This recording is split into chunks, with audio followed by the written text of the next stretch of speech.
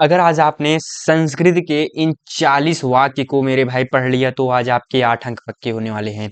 तो आज मैं इस वीडियो में उन्हीं 40 सेंटेंसेस को बताने वाला हूं जिससे कि आज आपके 8 अंक श्योर शॉर्ट पक्के हो जाएंगे संस्कृत में। अगर अभी तक आपने कुछ भी संस्कृत में नहीं पढ़ा है तब भी आप कम दिनों में अच्छे से अच्छा अंक ला सकते हैं। अगर आपने पढ़ा है तो इसको रिवीजन कर लीजिए, ठीक। कक्षा 10 यूपी बोर्ड के लिए 2026 का एग्जाम आपका नजदीक आ रहा है। ठीक है, 18 फरवरी से चालू है, हिंदी का पेपर है, तो उस हिसाब से संस्कृत को भी आप अच्छे से तैयार कर लें क्योंकि एग्जाम के जो है दूसरे एग्जाम तीसरे एग्जाम में गैप बहुत कम है। ठीक है, तो उस हिसाब से आपकी तैयारी 18 जनवरी के फरवरी के पहले पहले हो जानी चाहिए। तो वो कौन कौन से 40 वाक्य हैं, चलिए आइए एक एक करके मैं उन वाक्यों को आपको दिखा देता हूँ, डिस्कस कर लेते हैं साथ में। उसके बाद और आप उसको हो सके तो तुरंत के तुरंत ही याद कर लीजिए। ठीक है मेरे भाई, तो स्टार्ट करते हैं वीडियो को बिना किसी देरी के। तो यहाँ पर यूपी बोर्ड क्लास 10 2026 हमारा टारगेट क्या है, 95 प्लस फोड़ करके आना। ठीक, अब संस्कृत में टॉप 5 मोस्ट इंपॉर्टेंट निबंध याद करेंगे हम। 8 अंक इससे पक्के होंगे। 8 अंक किस प्रकार से, एक निबंध 8 वाक्य का आता है। ठीक है, उसमें आपको जैसे 5 निबंध दिए रहते हैं, एक निबंध करना रहता है, 8 अंक आपको मिलते हैं। ठीक, और दूसरी चीज मैंने टॉप 5 निबंध यहाँ पर लिख दिया है। विद्या पहला, फिर दूसरा सदाचार, तीसरा सत्संगति, चौथा संस्कृत भाषा या महत्वम, पांचवा परोपकार है। आप परोपकार की जगह पर अगर आपने पर्यावरणम याद किया है तो आप पर्यावरणम आपके लिए अति उत्तम है। अ, इन दोनों में से कोई एक आप याद कर लीजिए। तो मैंने यहाँ पर परोपकार रखा हुआ है। ठीक है, अब आगे बढ़ते हैं तो एक एक करके हम निबंध पर बात करेंगे। तो पहला निबंध है विद्या पर 8 वाक्य निबंध, जैसा कि यहाँ पर है। ठीक, अब आगे बढ़ते हैं विद्या पर 8 वाक्य निबंध मेरे भाई।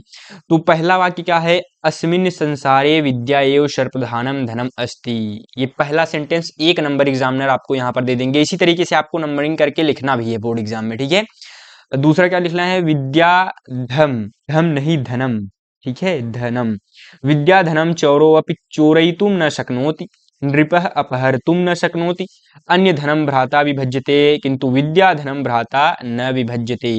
विद्या विनयम ददाति, विद्यायाः कोशः अद्वितीयः भवति, विद्यया मानवस्य बुद्धेः विकासः भवति, अतः ज्ञानस्य उपयोगः मानव कल्याणाय एव भवेत्। इस तरीके से आप लिखेंगे तो आपको 8 नंबर आपको मिल जाएंगे। इस तरीके से अगर आप लिखेंगे, और इसकी पीडीएफ में मेरे भाई आपको जो है फ्री मार्क बूस्टर सीरीज में आपको दे दूंगा, जो कि आपको ऊपर दिखाई दे रहा होगा नंबर, व्हाट्सएप नंबर 9598509664। अगर आप इस पर मुझे हाई लिख कर मैसेज करते हैं कुछ भी, तो उसके बाद मैं आपको इस सीरीज में ज्वाइन करा दूंगा। और मेरे भाई इसमें साथ ही साथ फ्री में टेस्ट होता है। अगर आप ऑनलाइन फ्री में डिस्क्रिप्टिव टेस्ट देना चाहते हैं लिखित, ठीक है, तो उसका जो है उसके लिए ज्वाइन कीजिए, इस नंबर पर मुझे मतलब मैसेज कीजिए, तो मैं उसमें आपको ऑलरेडी ज्वाइन करा दूंगा। ठीक, और बाकी इसकी पीडीएफ भी उसी सीरीज में आपको मिल जाएगी। आगे बढ़ते हैं, दूसरे जो है निबंध पर आते हैं, जिसका नाम है सदाचार पर 8 वाक्य निबंध।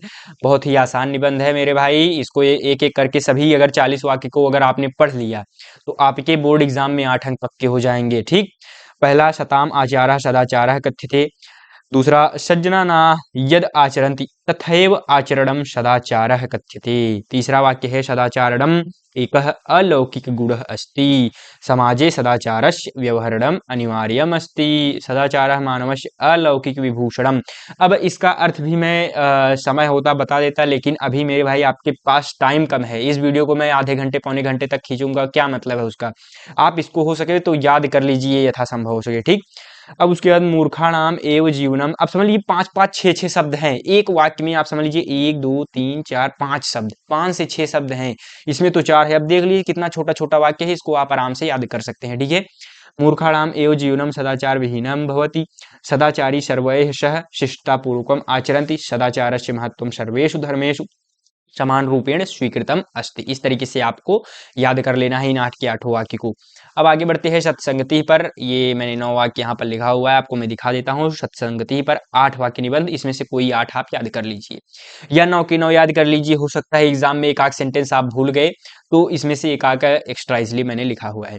शतपुरुषाणाम संगति सत्संगति कथ्यते, सज्जनानां संगति सुखकारी भवति, सज्जनानाः सदैव समाजे आदर्श रूपेण स्वीक्रियन्ते, सत्संगत्याः जनः उन्नति पदम प्राप्नोति, सत्संगति धियः जाड्यम हरति, वाचि सत्यम सिंचति, सत्संगत्या नराणाम अज्ञानम पापम अधर्मम च नश्यति। सत्संगति नरस्य सर्वान् मनोरथान् पूरयति। सत्संगति नरस्य सम्मानः वर्धयति। उसके बाद सत्संगति नरस्य पापानि आपाकरोति। इस तरीके से आप लिखेंगे तो मेरे भाई आपको फिर से 8 अंक मिल जाएंगे, अगर ये वाला निबंध आता है तो। ठीक है, चौथे निबंध पर आते हैं। क्योंकि मैंने टॉप 5 रखा है, इनमें से कोई भी निबंध आपके एग्जाम में एक ना एक जरूर आएगा। ठीक है, फिक्स्ड है, इनमें से कोई एक आएगा और आपके 8 अंक पक्के हो जाएंगे। इसलिए आप 40 के 40 वाक्य पढ़कर लेके जाइएगा। ठीक है, पहला क्या है, संस्कृत भाषा संसारस्य प्राचीनतमा मुख्या भाषा अस्ति। उसके बाद दूसरा है व्याकरण आदि दोष रहित भाषा संस्कृत भाषेत कथ्यते। यानी व्याकरण आदि से दोष रहित है, इसमें जैसे व्याकरण में कोई भी जैसे एक्सेप्शन नहीं है। ठीक है, इसलिए संस्कृत भाषा कही जाती है। ठीक, अब तीसरा आता है संस्कृत भाषा संस्कृत साहित्यम अति विशालम अस्ति। संस्कृत दर्शन शास्त्र अद्यापि जगत अद्वितीयं वर्तते। अस्याः भाषायाः व्याकरणम् अद्वितीयम् अस्ति। ग्रंथाः संस्कृत भाषायां सन्ति। जो है ग्रंथ जो होते हैं संस्कृत भाषा में होते हैं, ग्रंथाः संस्कृत भाषायां सन्ति। संस्कृत भाषा ज्ञान विज्ञानस्य भंडारः अस्ति। संस्कृत भाषा ज्ञान विज्ञान का भंडार है। ठीक है, उसके बाद संस्कृत भाषा एवं भारतस्य गौरवम अस्ति। ठीक है, इस तरीके से आपको ये सभी वाक्य लिख देने हैं। ठीक है, संस्कृत भाषा महत्व आप स्क्रीनशॉट हो सके तो ले लीजिए। ठीक, अब पांचवें निबंध पर आते हैं, इसका भी स्क्रीनशॉट आप ले लीजिए। इसमें मैं पढ़ करके आपको बता दे रहा हूँ। परेषाम् उपकारः परोपकारः कथ्यते। परोपकारः मानवस्य एकः उत्तमः गुणः अस्ति। परोपकारेण जनेषु सुख शांति वृद्धिः भवति। परोपकारः न केवलं धर्मः अपितु मानवस्य कर्तव्यम् अपि अस्ति। परोपकारेण मनुष्यः आत्मसंतोषं प्राप्नोति।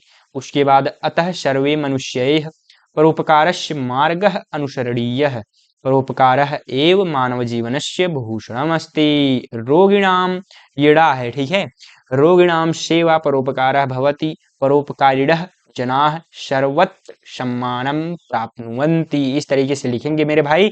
ये आपके 40 वाक्य यहाँ पर पक्के होते हुए, या मतलब 40 वाक्य मैंने आपको दिखा दिया है। तो अगर मेरे भाई इस तरीके से आप लिखते हो तो आपके 8 अंक पक्के हो जाएंगे। नेक्स्ट वीडियो किस टॉपिक पर चाहिए उस पर कमेंट कीजिए, मैं नेक्स्ट वीडियो को भी इसी तरीके से लेकर के आऊंगा। ठीक है, संस्कृत या किसी भी सब्जेक्ट की टॉपिक को चाहिए कि इंपॉर्टेंट टॉपिक बताइए, उसका अच्छे से सॉल्यूशन लेकर के आए तो मैं लेकर के आऊंगा। ठीक, और वीडियो में जाने से पहले एक चीज और मैं आपको बता देना चाहता हूँ। अगर आपकी संस्कृत की बिल्कुल भी तैयारी नहीं हुई मेरे भाई, तो संस्कृत में ऊपर स्क्रीन पर आपको एक वीडियो दिखाई दे रहा होगा, 16 टॉपिक करके लिखा होगा। ठीक है, थंबनेल पर, उस पर अगर आप क्लिक करेंगे तो मेरे भाई उस पर मैंने क्या क्या चीजें बताई हुई हैं, मोस्ट इंपॉर्टेंट टॉपिक्स को किस तरीके से पढ़ना है कम दिनों में, सीक्वेंस वो क्या रहना चाहिए आपका। देखिए, अब इस कम टाइम में सीक्वेंस मायने रखता है, तो उस सीक्वेंस में अगर आप तैयारी करेंगे या रिवीजन करेंगे तो मेरे भाई बोर्ड एग्जाम में आप जरूर से जरूर 95 के एबो लेकर के जाएंगे। तो इस वीडियो पर क्लिक कीजिए और हाँ, मैं आपसे मिलूंगा। तब तक के लिए चलते हैं मेरे मित्रों, धन्यवाद, राधा स्वामी।